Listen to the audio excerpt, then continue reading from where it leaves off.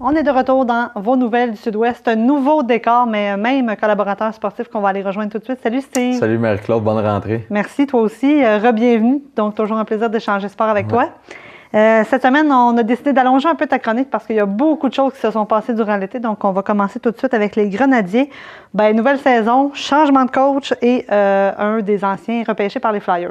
Oui, exactement. Bruce Richardson qui est revenu faire sa place dans l'équipe, qui est revenu à la barre de l'équipe. Et jusqu'à maintenant, c'est pas négatif. Là, 3 victoires en 6 matchs. On joue pour 500. On a 9 points au classement. On est 3e dans notre division derrière Lac-Saint-Louis et Magog. Donc, c'est déjà très bien. Et du côté de l'ancien, tu disais qu'il a été repêché. Pascal Laberge, oui, a été repêché au 36e rang par les Flyers lors de l'encan de cet été de la Ligue nationale. Il disputait son premier match lundi soir pour les Flyers de Philadelphie, son premier match préparatoire. Ça a été une défaite là, quand même assez cuisante là, de 3-0 là, des Flyers. Mais quand même, arbore l'uniforme pour la première fois, fait ses premiers coups de patin dans un uniforme de la Ligue nationale. Donc, c'est quand même un très bel accomplissement.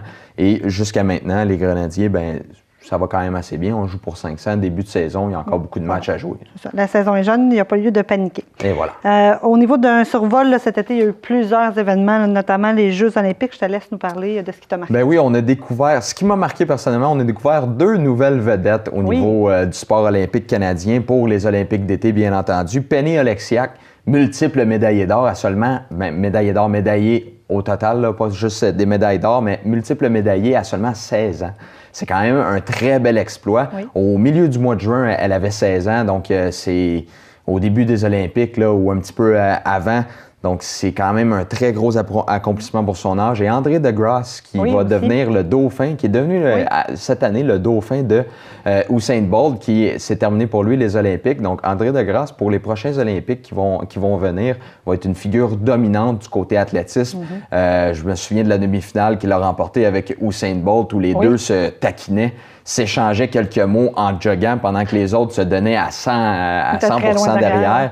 Et il y avait beaucoup de difficultés. Donc, ça risque d'être une figure dominante du sport athlétisme du côté du Canada pour André DeGrasse. Et le soccer féminin aussi, que je tiens à souligner, qui ont conservé leur titre de médaillé de bronze. Donc, c'est quand même un très beau parcours, encore une fois. On le sait que c'est récent que le soccer féminin nous donne des bonnes performances comme ça au niveau du Canada. Donc, la dernière fois, ça s'est bien passé en 2012 et cette année, ça a très bien poursuivi. Du côté des Paralympiques, les Paralympiques qui, cette année, ont eu plus de spectateurs que les Olympiques du côté de Rio. Apparemment, selon les athlètes, pour ce qui est de l'athlétisme et la natation, les arénas étaient complètement pleines. Et on se souviendra, pendant les Olympiques, certaines arénas étaient dégarnies. Les gradins n'étaient pas vraiment pleins pour certaines compétitions, malgré le fait que, Michael Phelps était là pour les Olympiques. Mais au niveau des Paralympiques, Aurélie Rivard et Benoît Huot qui ont retenu l'attention, 20e médaille pour le Québécois, et Aurélie Rivard, qui a remporté plusieurs médailles, un nouveau record du monde. Donc, on commence à découvrir des nouvelles vedettes. Benoît Huot, qui s'en va à la retraite, a réussi à atteindre la 20e médaille. C'est un très bel accomplissement. Et il a passé cette semaine, à Tout le monde en parle, là, il en a parlé, qu'il était très fier de ça. Donc, somme toute, un bel été pour les athlètes canadiens aux Jeux olympiques. On aurait peut-être aimé finir plus haut au classement, mais on a quand même atteint les objectifs de médaille. Voilà, on s'est bien illustré quand même. Il y a eu aussi l'Euro 2016, donc l'été a été assez occupé. Oui, pour ceux qui suivent beaucoup le soccer, là, on va relancer le débat Messi et Ronaldo, parce que Ronaldo a réussi là où Messi a échoué. Messi a échoué à la Coupe du Monde en finale lors de 2014, a échoué à la Copa América en finale cette année, et le Portugal se rend en finale à l'Euro. Cristiano Ronaldo réussit. Malgré le fait qu'il s'est blessé pendant le match, il était sur les lignes de côté, encouragé, il était plus important et plus, je te dirais, imposé dans le match que le coach lui-même, et il a donné des directives à ses coéquipiers. Donc, il s'est vraiment impliqué dans le match, et un très beau parcours pour le Portugal qui a battu la France 1-0. Donc, ça a été un match extrêmement serré. Voilà, et on ne peut pas faire ta chronique sans parler du Canadien et sans parler de la nouvelle de l'été, Piquet Souban, qui a été échangé aux Prédateurs de Nashville. Dis-moi d'abord comment tu as réagi. Est-ce que tu sur le coup, j'étais très surpris. Je ne savais pas quoi réagir, mais j'ai pris le temps de réfléchir bien longtemps à cette transaction-là. Je me suis rendu compte que les deux équipes ont eu leur compte. Du côté du Canadien, on a changé l'atmosphère dans le vestiaire. On est allé chercher un leader naturel, un gars qui impose le respect sur la patinoire pour ses coéquipiers. Et on le voit avec Équipe Canada. Il n'y a pas personne qui s'approche de Price et Price doit être très content malgré le fait qu'il a dit il devrait apprendre mon nom. Pour de vrai, parce qu'il m'appelle Corey depuis 2 semaines.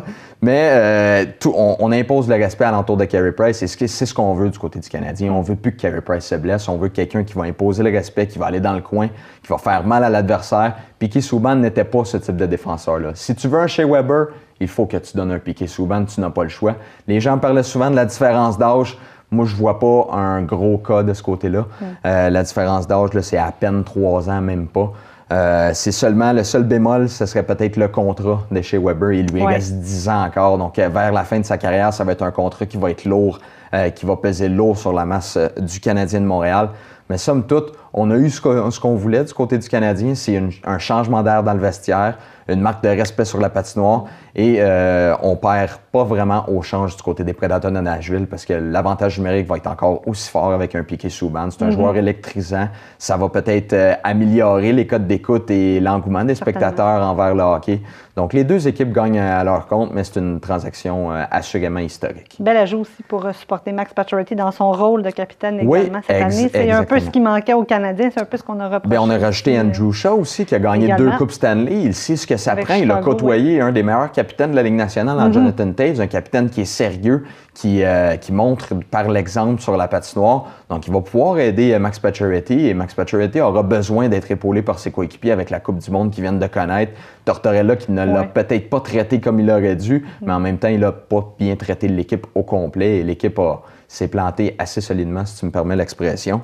Et ensuite, on a rajouté Alexander Radulov. Un beau pari, un peu cher, mais c'est 1 an. Si ça va bien, Marc Bergevin est un génie. Si ça va mal, on va le persécuter encore une fois. C'est un peu Alexander Semin qui se répète, cette histoire-là, mais Radulov a nettement plus de talent et plus de potentiel. Et la saison du Canadien est amorcée, donc avec des matchs déjà pré-saison. Je crois qu'on en a joué un ou 2. Oui, on en a joué un. Il faut rappeler que présentement, on est mardi. Oui. Là, pour les prochaines chroniques, on sera mercredi la journée même, mais présentement, on est mardi. On a perdu le premier match hier contre les Devils du New Jersey. Il y en a un autre ce soir. Oui, et les gens se sont plaints beaucoup sur les réseaux sociaux. « Ah, c'est plate, j'aime pas le match ». C'est sûr, on a la Coupe du Monde avec les meilleurs pays juste avant. Ensuite, on commence le camp d'entraînement. C'est des jeunes joueurs qui ne sont pas nécessairement prêts pour la Ligue nationale. C'est sûr que ça a été difficile. Là. Et donc, parle-moi du restant du Canadien. Oui. D'autres? Pour le Canadien de Montréal, il va falloir faire des choix, bien sûr. Est-ce qu'on aura de la place dans l'alignement pour un nouveau joueur, un Artturi Lehkonen? Est-ce que Michael McCarron va cimenter sa place une fois pour toutes dans l'alignement? Charles Hudon, qu'on en parle tout le temps, est-ce qu'il va finalement réussir à rester dans l'entourage de l'équipe? Ça va être très intéressant, mais j'ai bien aimé la combinaison Odette et Sherbak hier lors du premier match. Ça a fait en sorte qu'on peut voir s'ils ont une chimie. C'est probablement ensemble qu'ils vont jouer à Hamilton cette année.